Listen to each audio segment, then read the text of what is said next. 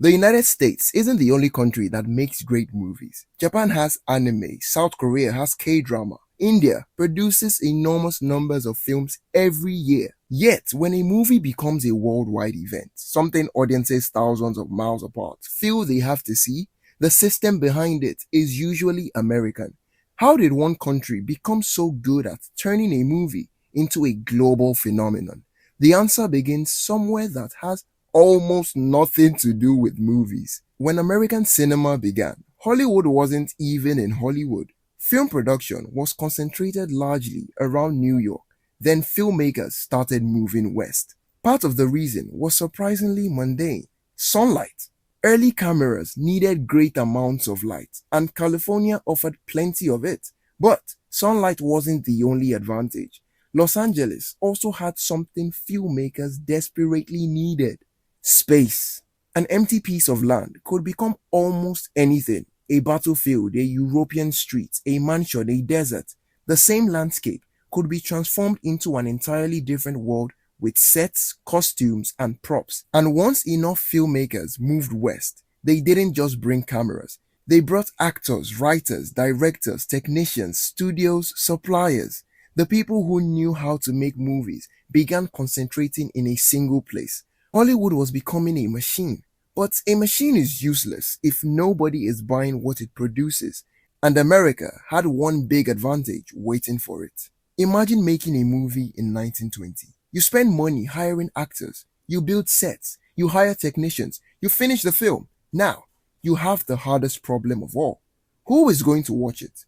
For an American filmmaker, the first answer could simply be Americans. The United States gave studios something extremely valuable. A successful movie could make money without crossing an ocean, and that money could finance the next movie, which could be bigger, which could attract better talent, and which could make even more money. The important thing wasn't simply that America had a large audience, it was that success could compound. More money created bigger productions attracted more attention generated more money. Hollywood was beginning to discover an economic advantage that could become greatly important later. But there was still a problem. America's audience was large, the world's audience was much larger, and Hollywood wanted both. So the next question became: how do you make someone in another country care about a movie made in yours?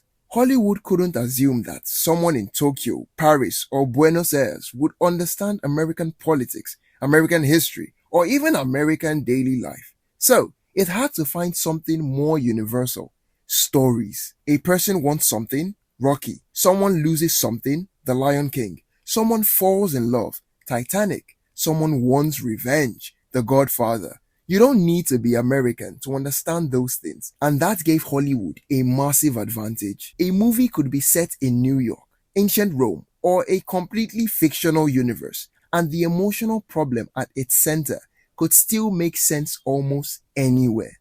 But Hollywood discovered something else. People don't only care about stories, they care about people, and Hollywood figured out how to turn those people into products. The star system changed the way movies were sold. Instead of asking audiences to care about a film they knew nothing about, studios could put a recognizable actor on the poster. The face itself became a reason to buy a ticket, and the more successful the actor became, the more valuable the next movie could be. Hollywood could sell familiarity, but eventually it discovered an even more powerful version of the same idea. What if you didn't just bring back the actor? What if you brought back the character? Then something changes. You aren't asking an audience to start from zero anymore. You're asking them to come back. Think about Spider-Man Brand New Day. Before the movie even begins, audiences already know what Spider-Man is. They know the character. They may have seen previous Spider-Man films. The studio doesn't have to spend the entire movie convincing you that Spider-Man is worth caring about. That work has already been done, and Hollywood spent decades turning that advantage into an entire business model. Characters return, stories continue, actors become associated with roles, franchises expand, films connect to other films. The audience doesn't arrive with zero knowledge. It arrives carrying years of accumulated familiarity, And that familiarity is incredibly valuable because now a movie isn't just selling a 2-hour story, it's selling everything the audience already feels about that story. And once you can do that reliably, you can make a much bigger bet. Hollywood can spend ginormous amounts of money on a movie because it isn't necessarily making that bet on one country, it's making the bet on the world. If a film is expected to play in dozens of countries, the potential return becomes vastly larger. That changes what a studio can justify spending. More money can mean larger sets, more locations, more visual effects, more recognizable actors, more marketing. The movie becomes so large that its size becomes part of the advertisement. You don't just hear that a new movie exists. No, you hear that it costs hundreds of millions of dollars, that it was filmed across multiple countries, that it features some of the biggest stars in the world, that it is connected to 10 other movies. The movie stops feeling like something you can casually watch. It starts feeling like something you are supposed to experience. But here's the problem. If this formula is so powerful, why hasn't another country simply copied it? Because Hollywood's biggest advantage isn't actually the movies, it's everything surrounding them. Hollywood has spent roughly a century building an ecosystem around filmmaking, and perhaps most importantly, people who already know how all these pieces fit together. That's the part that's difficult to copy. Another country can build a studio, it can hire famous actors, it can spend hundreds of millions on a movie, but it can't instantly manufacture a century of accumulated knowledge. It can't instantly create the same relationships. Neither can it instantly recreate the audience expectations surrounding Hollywood franchises. It's like trying to recreate a city by copying its buildings.